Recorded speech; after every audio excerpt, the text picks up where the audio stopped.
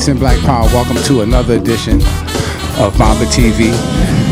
Every time fire.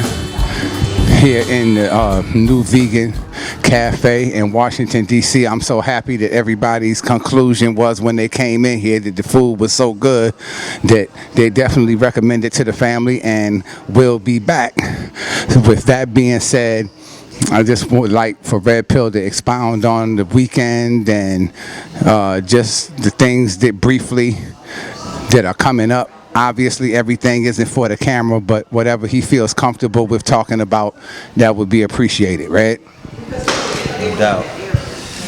First and foremost, love and light to the family. Peace and love. It's your brother Red Pill, representing Know the Ledge. Wow.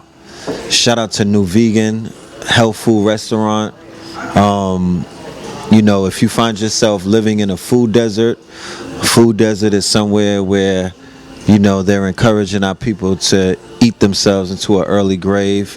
A food desert is basically ground zero for malnourishment, poverty-mindedness, you know, because health is wealth. So just overall poverty.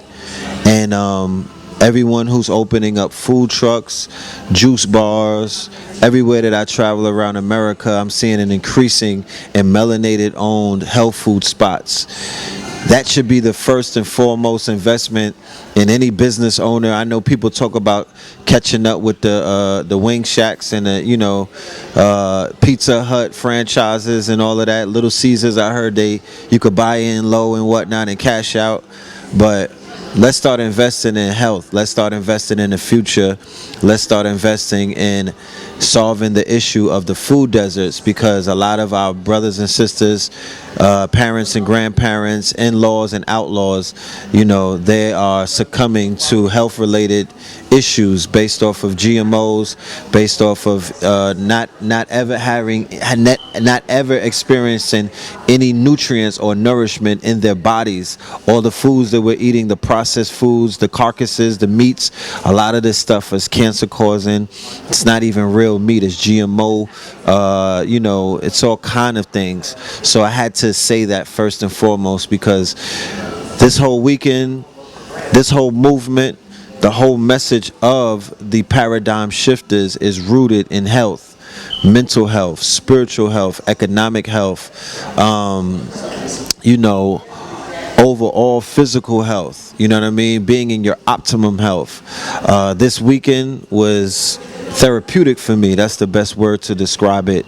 I was surrounded by love. I was enveloped in love. I got to experience how love is disseminated from different individuals who control and who administer, or, you know, who speak to mass bodies of people other than myself. You know what I mean? It's always beautiful when you could sit back and be a fly on the wall and witness how some of the new leaders in our community handle their responsibilities and, you know, just care for their people by sharing information, sharing love, sharing light, sharing solutions and whatnot.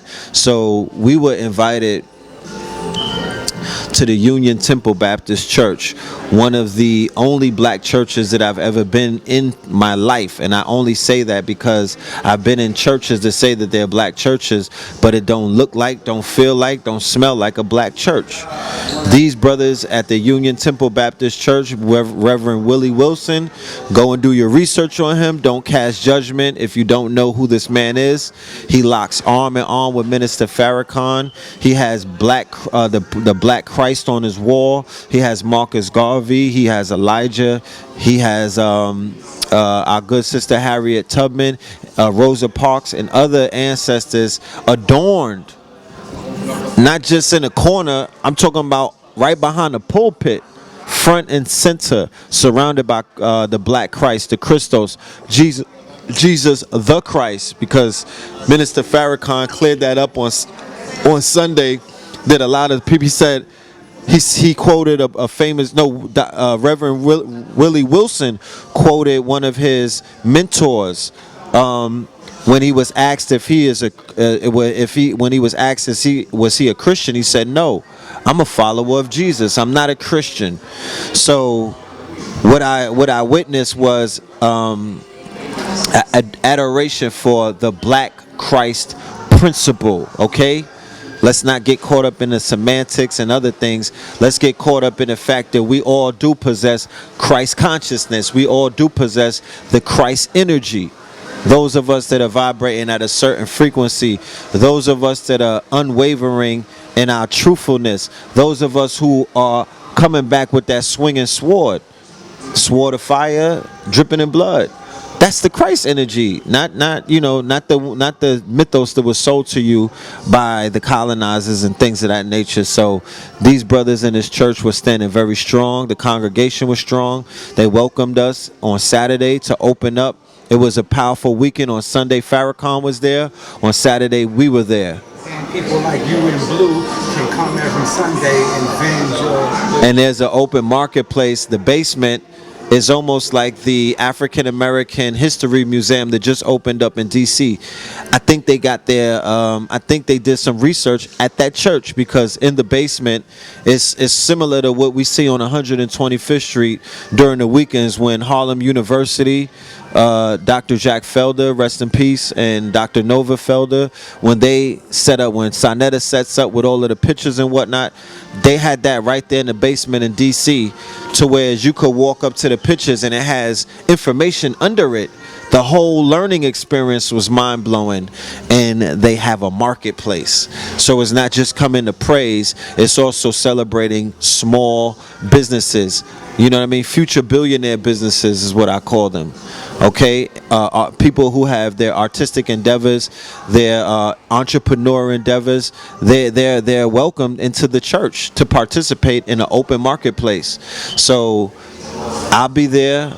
When I'm not busy on the Sundays or doing traveling and doing our work, I'm going to be pulling up in DC and participating in the festivities and whatnot.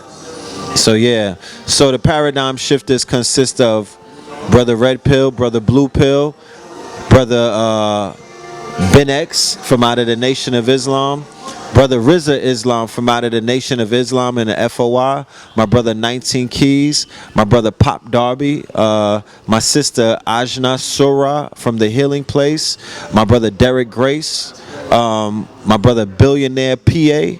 Okay, this is a conglomerate of brothers and sisters from different walks of life who are on the same path, who are about empowering our people and restoring our people to a higher place, to a better place than they've previously been, shifting the paradigm of the program, because everyone is being programmed. You know, you could say, no, I'm not programmed, I'm enlightened. Well, goddamn it, you being programmed by enlightenment.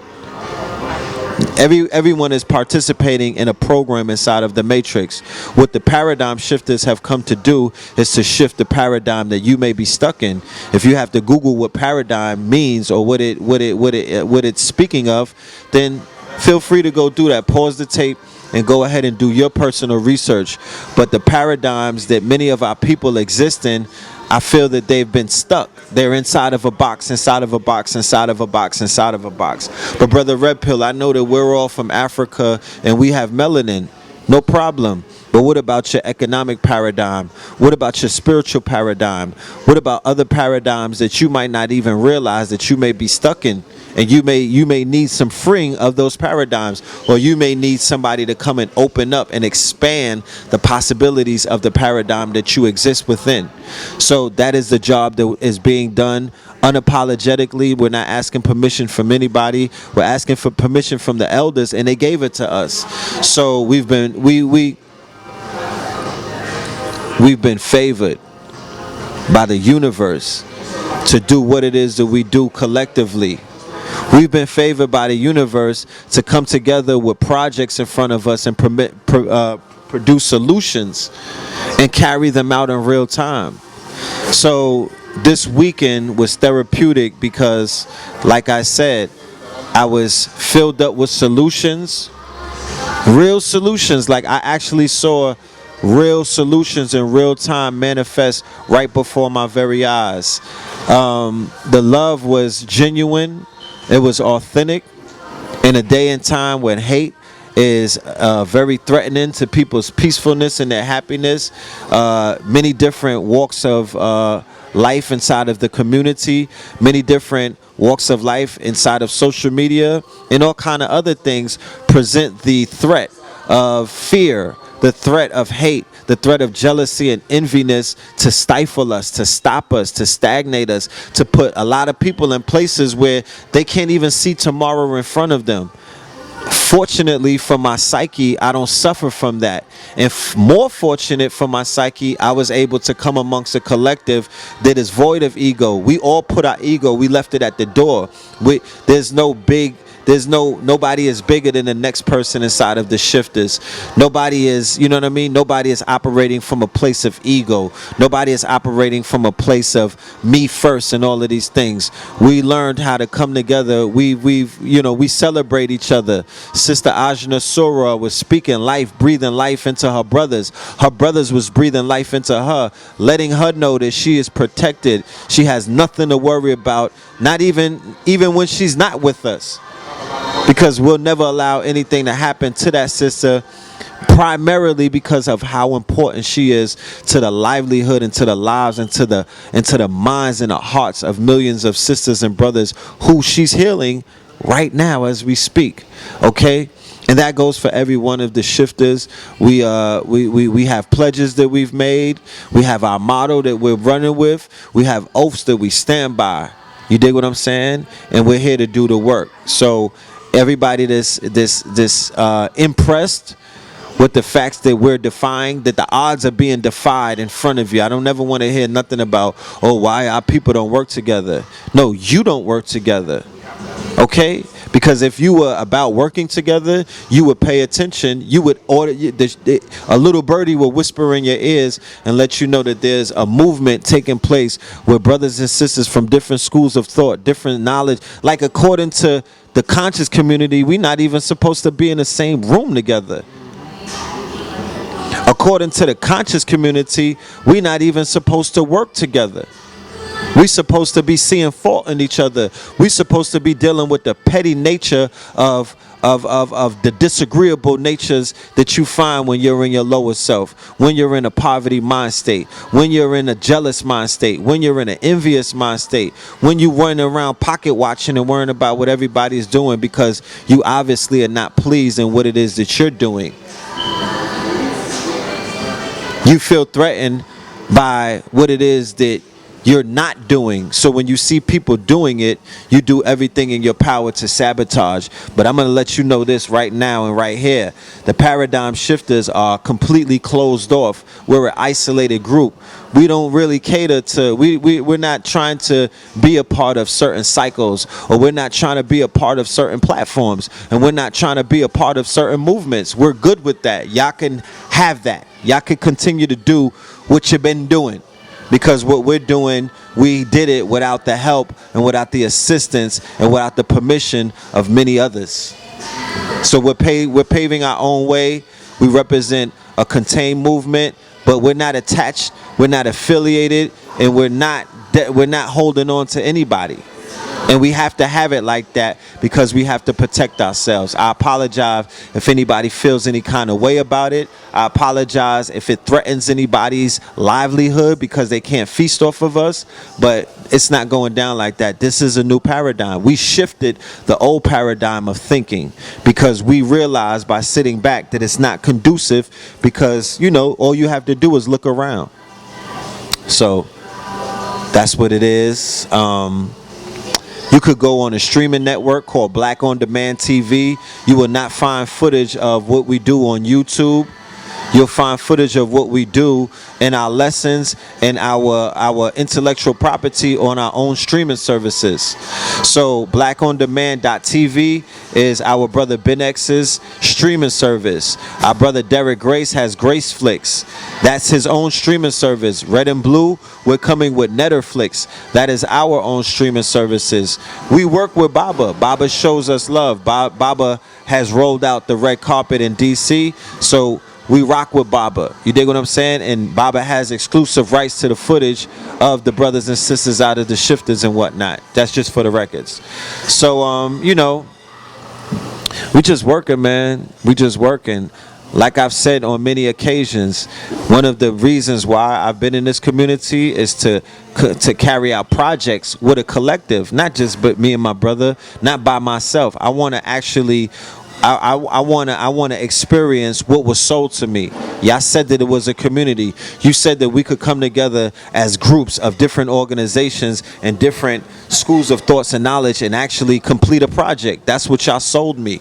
And I never really saw it happen. So we're carrying that out. We're completing projects collectively from different brothers and sisters of different walks of life who already got, everybody in the shifters already got something going on. We already got movements individually. We already have brands. We already have products and services that we're sharing and that we have that are open up for our brothers and sisters to participate in. But what we're doing is we're forming Voltron so we could get some solutions out there and we could make some things happen at a lot faster pace than it would take if it was just individuals doing it one-on-one while other people watch the weight of the weight while they watch people get crushed from carrying the weight of so much on their shoulders, because that's what happens.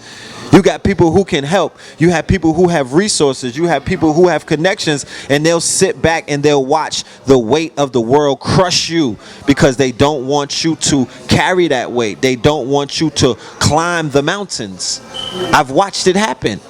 And then they'll sit around and talk about you when you get crushed by that weight and brush you to the side as if you don't even as if you don't even matter.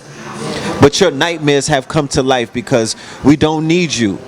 You understand what I'm saying? We don't need you. We only need ourselves. And that's what we have. Voltron is formed. So the countdown is here. The countdown is here. The countdown to non-effective consciousness, the countdown to non-effectiveness, the countdown to all of the negativity that has stifled this movement, the countdown to all of the pseudo you know what I mean, the things that don't deal with transformation, the things that don't deal with people elevating their life, their lifestyle. If it's not dealing with health, if it's not dealing with wealth, if it's not dealing with knowledge of self, if it's not dealing with upliftment, if it's not dealing with transformation, if it's not dealing with man know thyself, I don't want to have any parts in it. None whatsoever. It's non-conducive. You understand? And the world is watching us. So we're going to give the world something to watch.